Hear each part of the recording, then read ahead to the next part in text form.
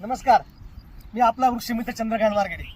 आज 15 ऑगस्ट खऱ्या अर्थानं आपल्या देशाचा 79वा स्वातंत्र्य दिन आणि या स्वातंत्र्य दिन साजरा करत असताना आपण जर 79 वर्षे पाठीमागे गेलो आणि आपण 19 वर्षे काय केलं याचा जर आपण याचा जर अभ्यास केला तर खऱ्या अर्थानं आपल्याला समजेल की आपल्या देशाची 79 वर्षे काय प्रगती झाली, चांगली प्रगती झाली।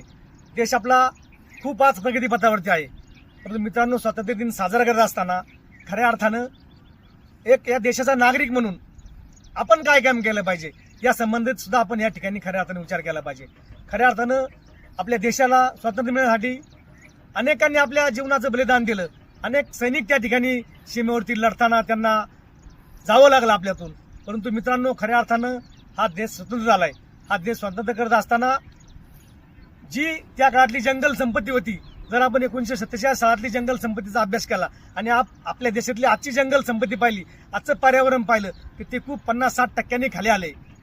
ही सुद्धा खऱ्या अर्थाने एक प्रकारची लढाईच आहे। इथून पुढच्या काळामध्ये आपल्याला खऱ्या अर्थानं पर्यावरणावर काम करावं लागणार आहे। आपण पाहतोय ऋतुमानामध्ये बदल होतोय, आज पाऊस वेळेवर नाही, तापमान वाढत चाललंय। आपल्याला खऱ्या अर्थाने इथून पुढच्या पिढीला ऑक्सिजनची कमतरता भासते। कोरोना काळामध्ये आपल्याला ऑक्सिजन कमी पडला।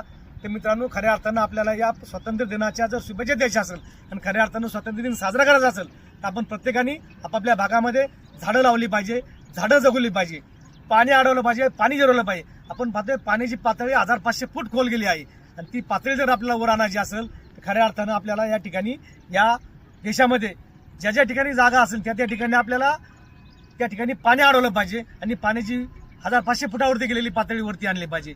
आणि स्वातंत्र्य दिनाच्या निमित्तानं आपल्याला अजून एक सांगू इच्छितो की या स्वातंत्र्य दिनामध्ये सर्वच कामं ही सरकारने केली पाहिजे, की सर्वच कामं ही शासकीय अधिकाऱ्यांनी केले पाहिजे असं न मानता आपण त्या ठिकाणी वाहतुकीचे नियम पाळा, आपण त्या ठिकाणी रस्त्यावरती कचरा टाकू नका, एखाद्या ठिकाणी खड्डा पडला असेल तर त्या ठिकाणी आपण तो खड्डा कसा बुजवतो याची काळजी घ्या। आणि खऱ्या अर्थानं आपण या देशाचा एक नागरिक आहे आणि या देशाचे मालक आहोत, त्याप्रमाणे मालकाप्रमाणे राहा आणि या देशाची, या जमिनीची, या सृष्टीची, या निसर्गाची काळजी घ्या असं माझी विनंती करतो। धन्यवाद।